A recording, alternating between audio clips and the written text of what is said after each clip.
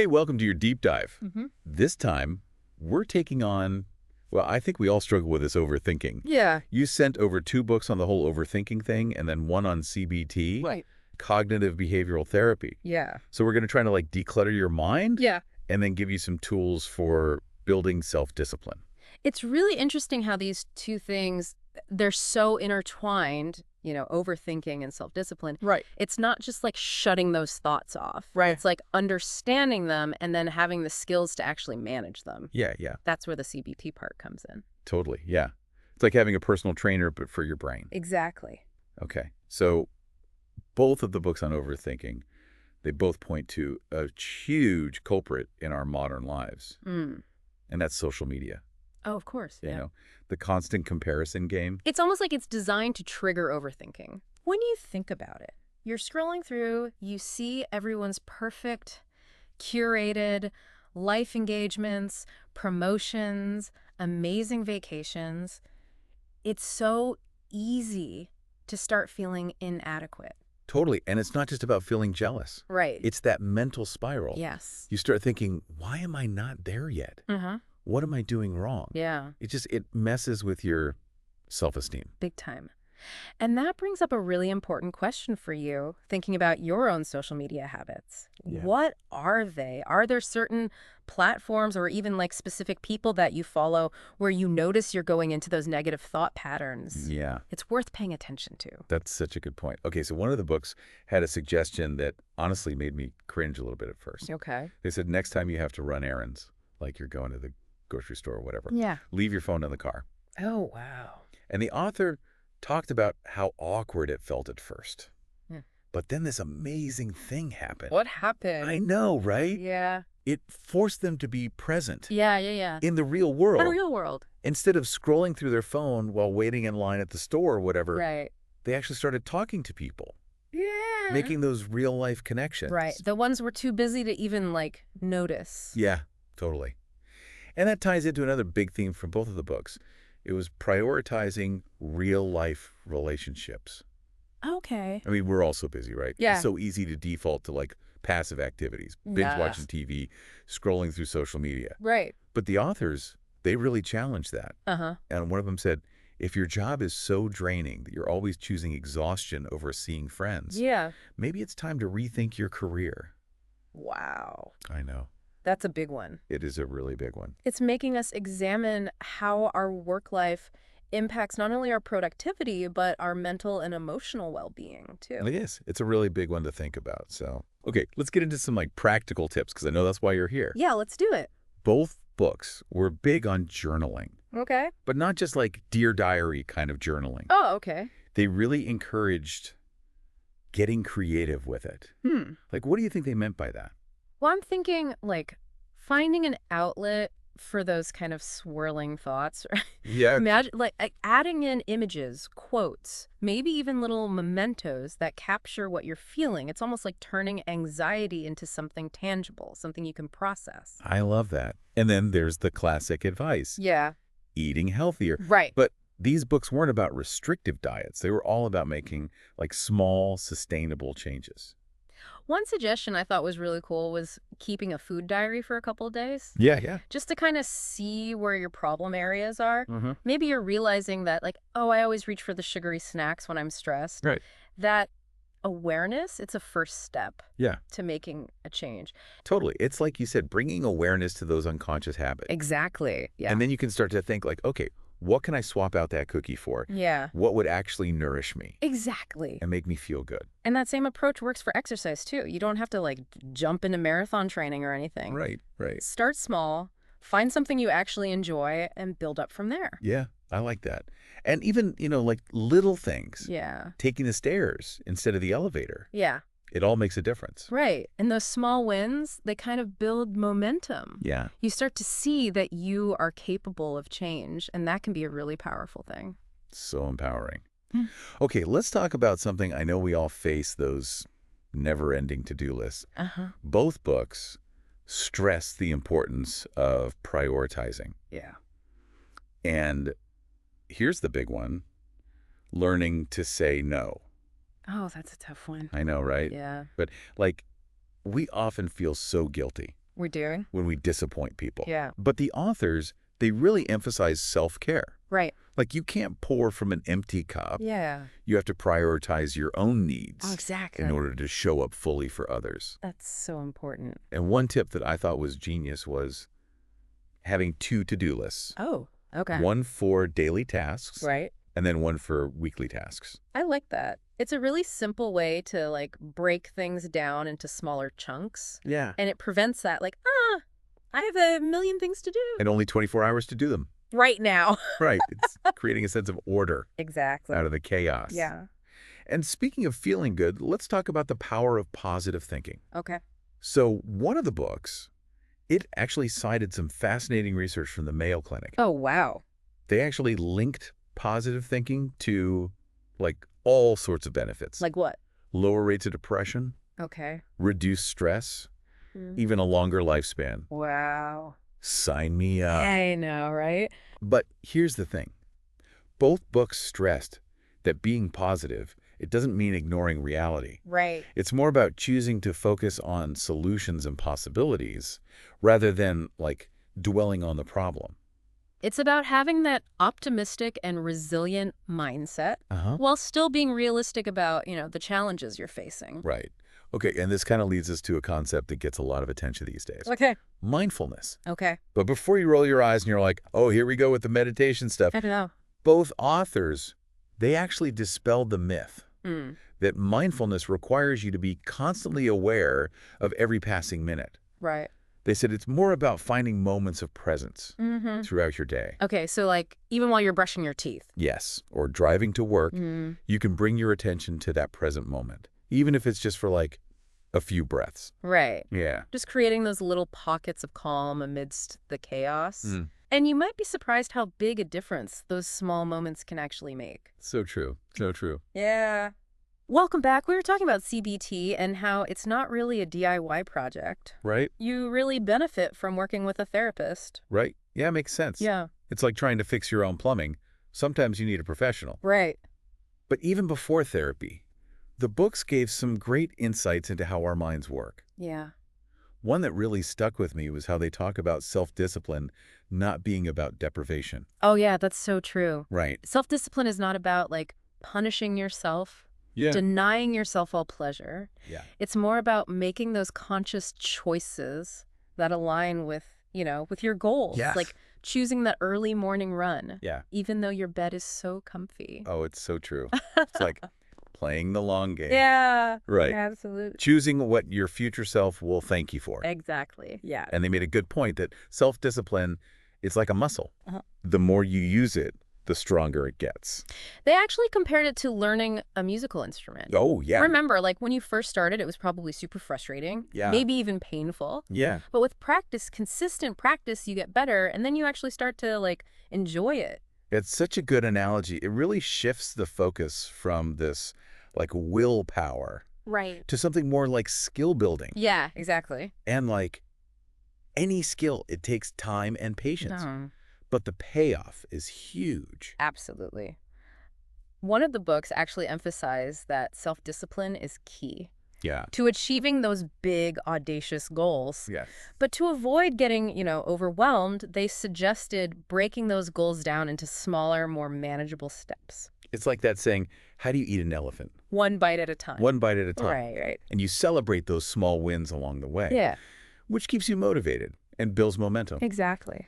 Okay, so let's kind of circle back to CBT. How it can help us manage those tricky emotions. Yeah.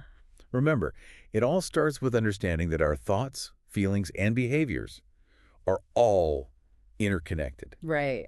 So it's not just about changing our thoughts. Uh-huh. It's about understanding how those thoughts influence our emotions Yeah. and ultimately our actions. It's Yeah. all linked. Totally. Yeah, the book actually pointed out some like really common unhelpful thinking styles Yeah. that can lead to like anxiety and depression. Okay. Have you ever heard of probability overestimation? Is that like when you catastrophize? Yes. And convince yourself that the worst case scenario is going to happen? Yes. Even though it's probably not. Exactly. Yeah, you're Yeah. basically like playing out this mental movie Yeah, yeah. where everything goes wrong, even though logically it's unlikely. Oh, boy. Like, say you're worried about a job interview, right? Right. You start thinking, like, what if I totally freeze up? What if they hate me? And then you don't get the job because you're so nervous during the interview. Right. Because of all those thoughts. It's a self-fulfilling prophecy. Yeah. And so CBT, it kind of helps you challenge those irrational thoughts, Yeah. replace them with more realistic and balanced ones. Uh-huh. It's about recognizing when your mind is like taking you down a rabbit hole Yeah. and gently steering it back Back to reality. to reality. Yeah. Okay, what other thinking traps should we be aware of? Well, catastrophizing, we already kind of touched on that a little bit. Yeah. Similar to like overestimating the probability. Right. But with catastrophizing, you're really focused on the potential negative consequences of an event. Yeah. You blow it way out of proportion. If I don't get this promotion, my life is over. Exactly. It's Yeah. dramatic, right? Yeah. All or nothing thinking, Oh, yeah. that can really spiral. That's spiral. And then there's those pesky should statements. Oh, the shoulds. Right. That inner critic that's always like telling you what you should be doing. You should be doing this. You should feel this way. It's exhausting. Right. Yeah. Those shoulds, they often lead to guilt and shame and just feeling inadequate. Yes. And CBT can really help you challenge those rigid expectations, Yeah. develop more self-compassion. Oh, I love that. Yeah, It's like giving yourself permission to be human. exactly. Flaws and all. Yeah. Okay, any other thinking traps? Well, all or nothing thinking is a big one, too. Yeah, okay. It's that black and white thinking. There's no middle ground. Yeah. If I'm not perfect, then I'm a complete failure. Oh, I know that one. Right. Yeah. Setting yourself up for disappointment because no one's perfect. Exactly. And CBT helps you, break free Yeah. from that rigid thinking, embrace a more nuanced perspective. Love it. And then finally, there's selective attention. Is that like when you only focus on the negative Yes. Yeah. and you ignore all the good stuff? Like you get a great performance review at work, but then all you can think about is that one tiny little criticism that your boss mentioned. Yeah. It's like you're looking at the world through like negativity tinted glasses. Exactly. Exactly. And so CBT, it helps you kind of like widen your lens Yeah. and see the full picture. Yes. Good and bad. Good, the bad, and the ugly. Right, right. Exactly. So how do we actually start challenging these thought patterns? Yeah. Because it's one thing to like recognize them, Right. but it's another to actually change them. Well, one tool that CBT therapists use is called a thought record. Okay. It's basically a worksheet. Okay. You record your negative thoughts, what emotions they trigger, and then you actually look for evidence Uh-huh. that either supports or refutes those thoughts. So you're putting those thoughts on trial Yeah, and seeing if they actually hold up under scrutiny. exactly. And oftentimes you realize those thoughts, they're based more on fear and assumption Right. than actual facts. And by actually examining those thoughts objectively, you can start to develop like more helpful and adaptive ways of thinking. It's like retraining your brain Yeah. to Yeah. focus on the positive rather than getting bogged down Right. by all the negative. Exactly. Okay, that makes sense. Now, the CBT book also had a section on managing anger. Yes. Any tips? Well, they said, like, the first step is to actually identify your anger triggers. Oh, okay. What are those specific situations or people that tend to, like, push your buttons? Oh, yeah, like road rage. Yes. That's a trigger for me. Right. Okay, so once you know your triggers, Right. you can start to develop strategies Right.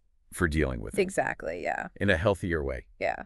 And they suggested a couple different techniques. Okay. One was practicing relaxation techniques like deep breathing Okay, yeah. or progressive muscle relaxation. Mhm.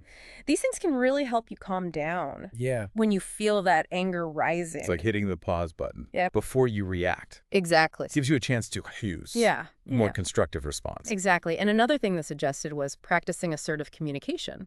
Oh, okay. Learning to express your anger in a healthy and direct way. Right. Rather than like bottling it up or exploding. Yeah. Right. Yeah. Finding that balance Right. between being passive Yeah.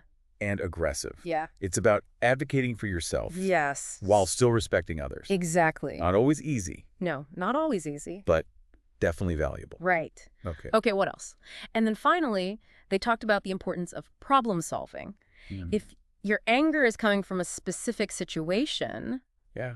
how can you address that? The root of the problem. The root cause. Right. So Okay. it's not just venting or reacting. Right. It's actually trying to find solutions. Right. Taking that energy, Yeah. channeling it into positive action. And then they also talked about don't underestimate the power of physical well-being No, yeah. when it comes to managing emotions. Right. Things like getting enough sleep, Yeah. exercising regularly, Right. eating a balanced diet. Yeah, that makes sense. Right. When your body's well-nourished and rested, Yes. you're better equipped to handle stress, Exactly. regulate your emotions. And they also cautioned against using, like, drugs or alcohol Oh, yeah. to cope with anger Right. or other difficult emotions. Yeah. They can make things worse. In the long run. Yeah, in the long run. Okay, so we've talked about managing those big emotions like anxiety and anger. Right. Now, I'm really curious about this concept of personal narratives Oh, yeah. that you mentioned earlier. Yeah, this was a fascinating thread that kind of ran throughout the whole CBT book. Okay. The author argued that we all create stories Uh-huh. about ourselves and the world around us. And these stories shape our beliefs, our perceptions, and ultimately, like, our reality. So it's like we're the authors of our own lives. Yes, But sometimes we're telling ourselves stories that aren't very helpful. exactly. Sometimes those stories are empowering, but sometimes they're limiting and self-defeating. Right. Like, I'm not good enough. Right. I'll never be successful. Yeah. These negative narratives can hold us back. Big time. It's like having this soundtrack of self-doubt playing in the background Ooh. of your Yeah. life. Yeah. And so CBT helps you kind of rewrite that soundtrack with something more positive I love that. and affirming. Okay. It starts with actually identifying those core beliefs, Okay. those fundamental assumptions that you hold about yourself Yeah. and about the world. Yeah. Often, these beliefs are rooted in childhood experiences, right? Yeah. And they can have a profound impact on how we interpret events Yeah. and make decisions. So it's about becoming aware of those beliefs. Yes. And then asking ourselves, are these beliefs actually true? Right. Are they serving me? Yeah. Or are they just stories I've been telling myself for years? Exactly. It's about challenging them, seeing if they actually hold up under scrutiny. Yeah. And if they don't, you can start to replace them Yeah. with more empowering beliefs Love it. that actually support your growth and your well-being. It's like swapping out that old scratched record Yes, with a brand new one exactly. that's full of, like, inspiring anthems. I love that. Yeah. And then another key concept from the CBT book Okay. was connecting the dots. Mm-hmm. It's about recognizing how our thoughts, feelings, and behaviors, they're all intertwined. Yeah. They influence each other. Right. They actually gave this example of, like, someone who's feeling stressed about work, Okay. right? Yeah. And that stress might lead to negative thoughts, Yeah. like, I'm not good enough at my job, Oh, yeah. which might then lead to behaviors like procrastinating, Yeah. avoiding tasks, Right. and it just becomes this vicious cycle. It's like dominoes, right? Yes. One thought knocks into the next. Yeah. Creates this whole chain reaction. Yeah. But if you can stop that first domino from falling, Right. you can prevent the whole chain Exactly. from collapsing. And CBT helps you break that cycle Yeah. by identifying those unhelpful thoughts Uh-huh. that are actually driving the negative emotions and behaviors. Right. And by changing those thoughts, Right. you can change your feelings and actions. Exactly. And they actually emphasize that awareness is the first step Yeah. to change. Right. Just by becoming more conscious of your thoughts, your feelings, and your behaviors, you can start to make positive changes. Yeah. It's about becoming the observer Yes. of your own mind Yes. rather than being ruled by it. Oh, I love that. Yeah. Now, this brings up something that, like, all three sources emphasized, Hmm. and that's self-care. Oh, right. You can't pour from an empty cup. They stress the importance of taking care of yourself physically, emotionally, and mentally. Yeah, they talked about the basics, like getting enough sleep, eating nutritious food, Yeah. exercising regularly, Right. spending time in nature. Yeah, and finding activities that actually bring you joy Yes. and make you feel alive, right? Yeah. Whether it's reading, listening to music, Yes. spending time with loved ones, or pursuing a hobby, like those activities, they help you recharge. Yeah. Fill your cup. It's about remembering that self-care isn't a luxury. Right. It's a necessity. Exactly. And it's not selfish. It's essential. It's an act of self-love and respect. Absolutely. And it's an investment in your overall well-being. Yeah. Because when you take care of yourself, You can take care of others. you can take care of others. And make a positive impact Right. on the world. Exactly. Okay, so we've covered a lot in this deep dive so far. We have. From social media comparisons to mindfulness practices to cognitive restructuring techniques. Yeah. we've explored all kinds of tools and strategies for conquering overthinking and building self-discipline. It's been quite the journey. It has. And remember, this is just the beginning. Yeah. The real work starts now Yeah. as you take these insights and apply them to your own life. Right, exactly. Absolutely. And remember, progress over perfection. Yes. Start with small steps. Be patient with yourself and celebrate those wins along the way. You got this. You've got this. Okay, so we've talked about recognizing those unhelpful thought patterns. Yeah. And even like challenging those deep-seated beliefs Right. that might be holding us back. Yeah. But how do we actually like shift those patterns Right. and Yeah. create lasting change? That's where the rubber meets the road, right? Yes.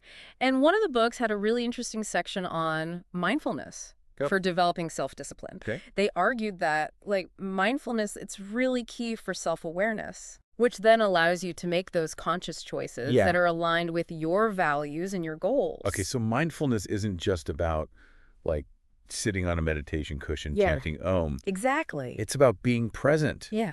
in everyday life. In everyday life, exactly. Yeah. It's about paying attention to your thoughts, your feelings, and, like, your bodily sensations in the moment Yeah. without judgment. Right. And it's not about emptying your mind Right. or achieving some blissful state. Yeah. It's more about, like, observing those thoughts and emotions Yeah. without getting swept away by them. I love that analogy they used. Like, those thoughts are like clouds passing through the sky. Oh, yeah. You can acknowledge them. Right. You can even observe them, Yeah. but you don't have to grab onto them Right. and let them carry you away. That's such a great visual. Yeah. And they had some really practical tips for Okay. cultivating mindfulness. Like what? Give me an example. Think about, like, brushing your teeth. Okay. Washing the dishes? Yeah. Or even like waiting in line at the grocery store. Yeah. Instead of letting your mind wander, Uh-huh. try bringing your full attention to the task at hand. Okay. Notice the sensations, the movements, the smells, the sounds. It's like turning those mundane moments into mini meditation sessions. Exactly. And you don't need any, like, special equipment or fancy apps. Okay.